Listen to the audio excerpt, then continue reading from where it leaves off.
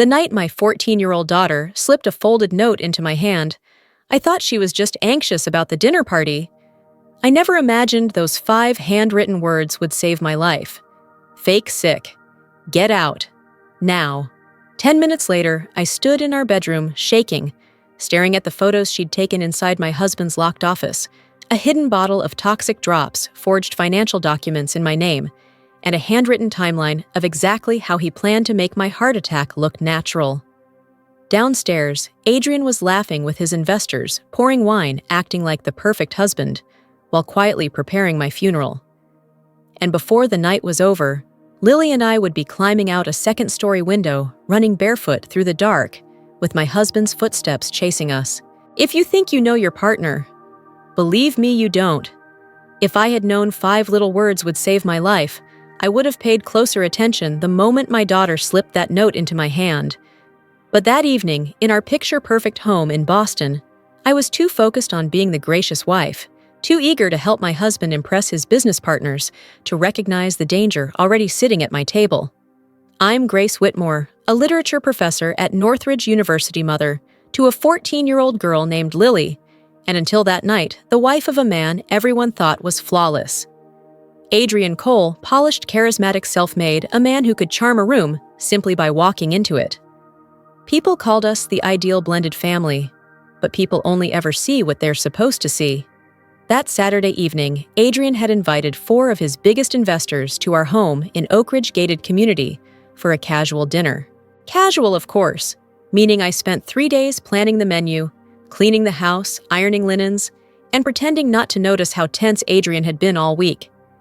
He insisted his company was thriving, but his eyes told another story, a kind of quiet desperation I had never seen before. By 6 o'clock, the house smelled like garlic and butter. The table was set with our wedding china, and Adrian was adjusting the cuffs of his tailored shirt for the 3rd time. "Grace," he called from the foyer, "they'll be here any minute. Smile, okay? Tonight matters." I smiled the way wives do when they've learned not to ask too many questions. And then Lily appeared at the bottom of the stairs. Her face was pale, her eyes were glassy, and she walked toward me with an urgency that made something cold settle beneath my ribs. "Mom," she whispered, pretending to fix the sleeve of my dress. "I need to show you something." Before I could respond, the doorbell rang. Adrian's smile brightened instantly, too instantly, as he opened the door, shaking hands, laughing, ushering everyone inside with that smooth voice of his. I leaned down toward Lily. "What is it, sweetheart?" She didn't speak. She simply slipped a tiny folded paper into my palm. I opened it discreetly. "Fake sick. Get out. Now." I froze. The room suddenly felt too bright, the voices too loud, my own breath too sharp. Lily stood beside me, her hands trembling, her eyes begging me to listen. Before I could ask anything, Adrian's hand wrapped gently around my waist. "There you are," he said, kissing my cheek in front of everyone. "Grace hasn't been feeling her best lately. A little stress, you know how it is, but she insisted on hosting tonight." He laughed softly, and the investors chuckled politely. Lily stiffened. Something shivered up my spine. Stress? I hadn't told Adrian anything about stress. And why would he say that in front of other people? But there was no time to think. When he turned away to pour wine, Lily tugged on my arm, her voice barely audible. "Mom! Please! You need to get out of this house. Right now!" I tried to keep my voice steady. "Lily, what's going on?" Her eyes filled with tears she refused to let fall. "I'll explain later. But if you don't pretend to be sick, if you don't leave this minute, something terrible is going to happen to you." My heart hammered inside my chest. "Lily, please," she whispered, "don't ask me anything. Just do it."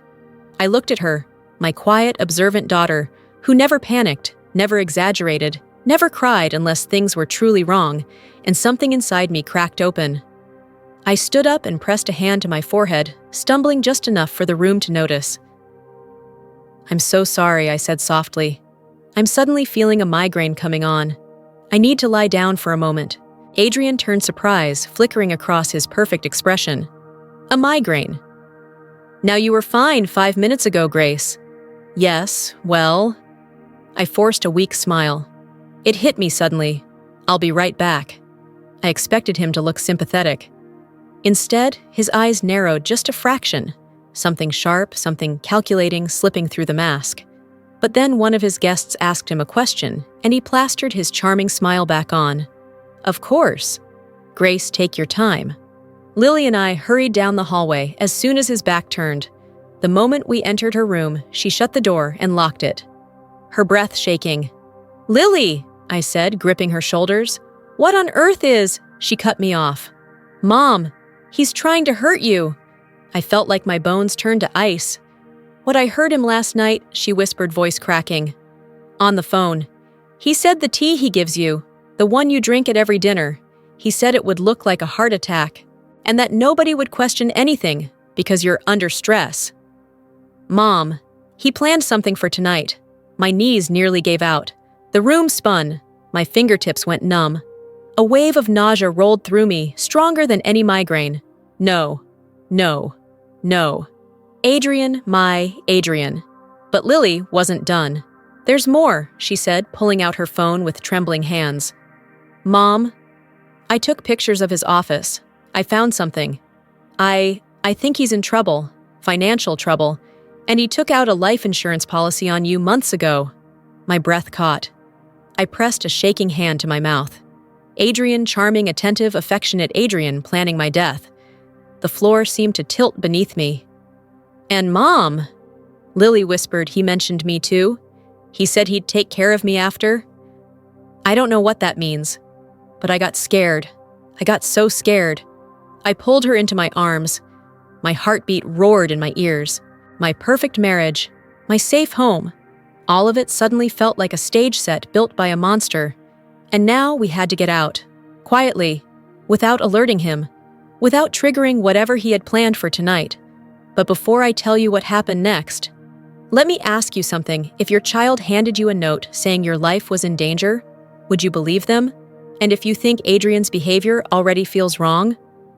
Comment 10, so I know I'm not the only one who sees the red flags. Lily's words kept echoing through my skull like someone pounding inside my head. He planned something for tonight. I'd heard my students analyze thrillers, dissect manipulative villains, talk about red flags in relationships, but I'd never imagined I'd be standing barefoot in my daughter's bedroom, heart-racing palms, sweating, trying to understand how the man I slept beside every night might be plotting my death. I pressed my hands to my temples, trying to steady my breathing. Lily! Are you absolutely sure about what you heard? She nodded without hesitation. That more than anything made the truth slice right through me. Lily wasn't dramatic. She wasn't emotional. If she said something was wrong, it meant it was already worse than I could imagine. We can't just run, she whispered, pacing. He already told other people you have stress problems. If we leave without proof, he'll spin the story. He's been preparing for this. My stomach dropped. How do you know that? She swallowed hard and held out her phone. Several photos filled the screen, bank statements, insurance documents, a handwritten schedule that made my blood run cold. 11:45 p.m. Give Grace tea, 11:50 p.m. Call ambulance, 12:10 a.m. Meet responders in driveway notes. Don't forget to act panicked. Mention stress. Mention the fall last week. The fall. The one I'd brushed off as clumsiness. Had he pushed me? My lungs tightened until I could barely breathe. Mom, Lily whispered, grabbing my hand, we need something more. If we don't get the actual bottle he's using, or any documents with his handwriting, nobody will believe us. You know they won't. And she was right.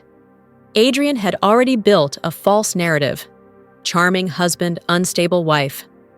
It would take one phone call for him to paint me as delusional. And worse, he was good at it. Too good. I closed my eyes for a moment, trying to gather every ounce of courage I had left. Okay, I finally said. We go upstairs to his office. We find the bottle. Then we leave. Lily exhaled shakily. Mom, what if he notices? He won't, I said. He's too busy entertaining. But the moment we crept into the hallway, I realized how wrong I might be. From the dining room downstairs, I heard his laugh, velvety, charismatic, practiced. A sound I had always loved, until tonight. We moved quietly, passing the staircase one step at a time, my heart pounding with every creak of the floorboards. When we reached Adrian's home office, I turned the knob. Locked. He never locked his office. Ever. A wave of dread washed over me so fast my knees weakened. "Mom!" Lily whispered. "Try the code." My fingers trembled as I typed the digits he always used for everything. The lock clicked open.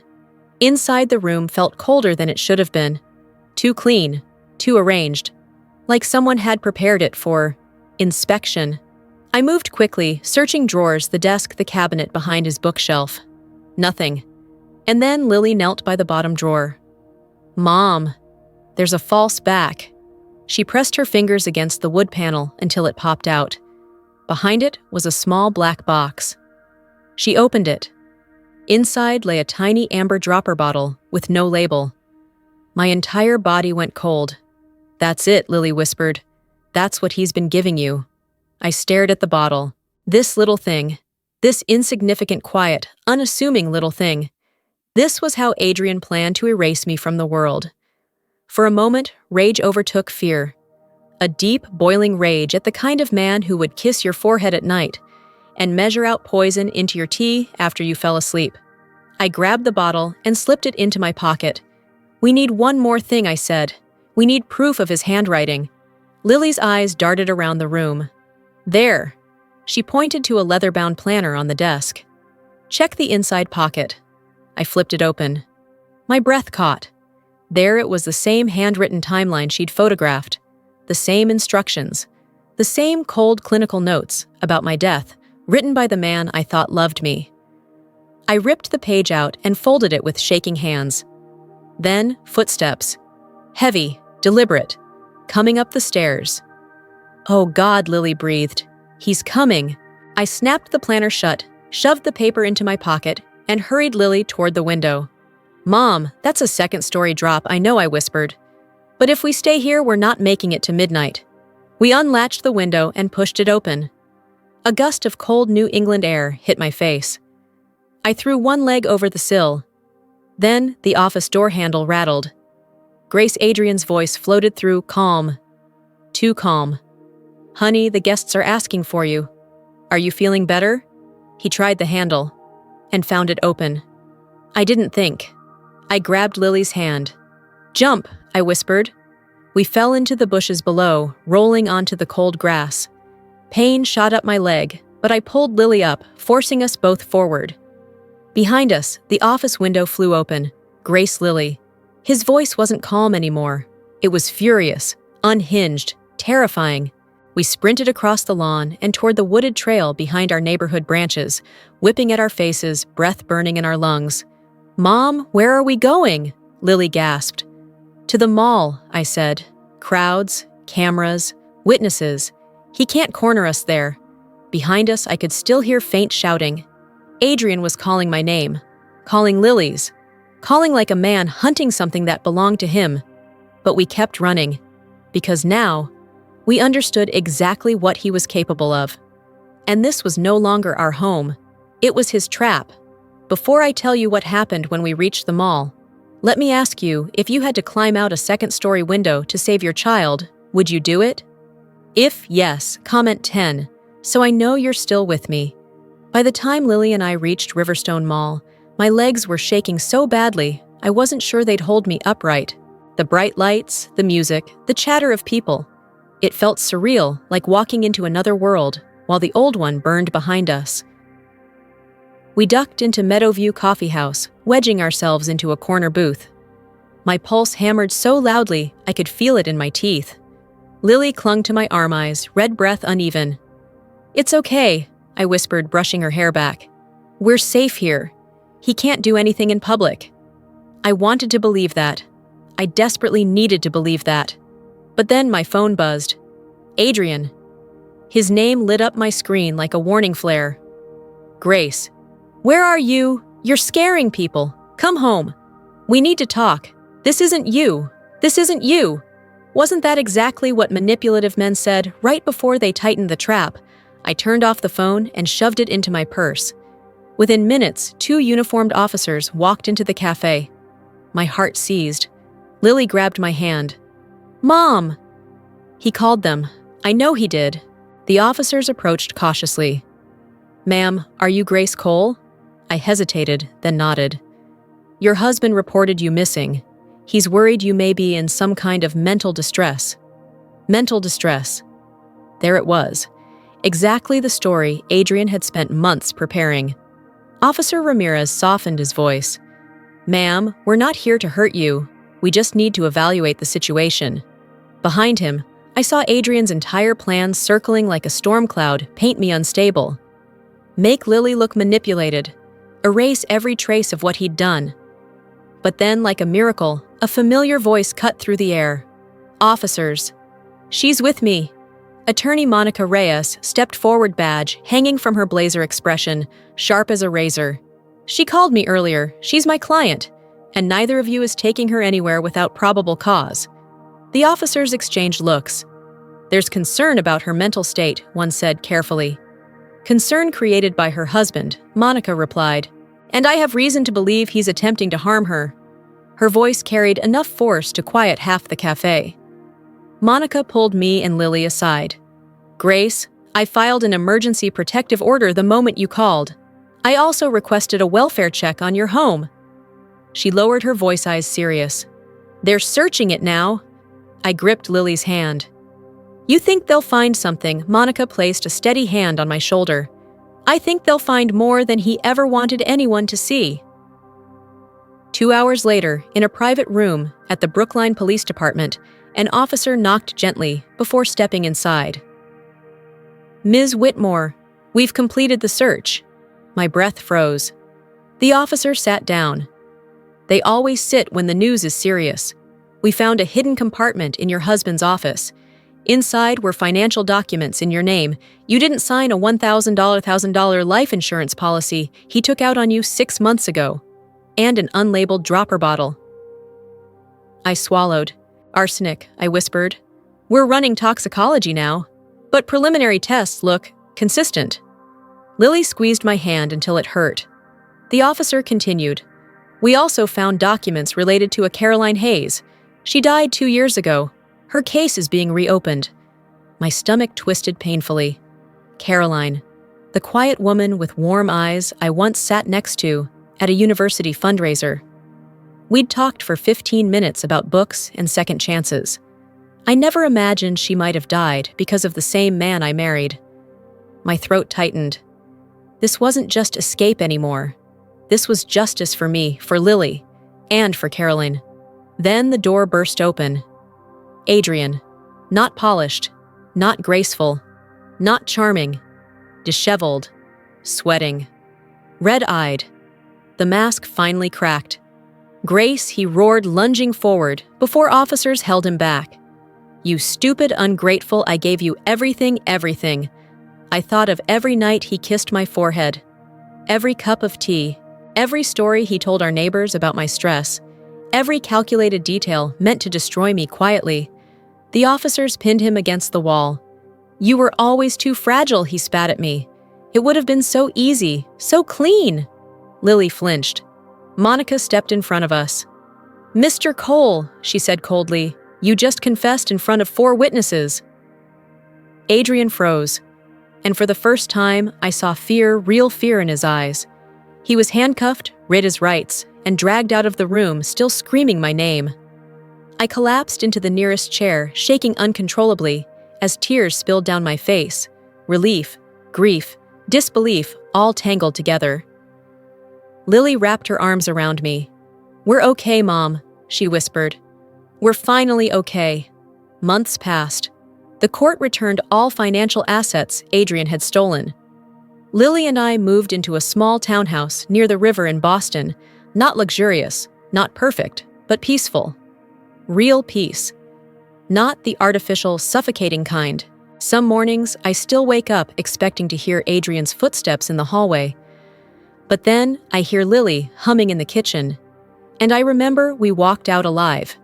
And we never went back.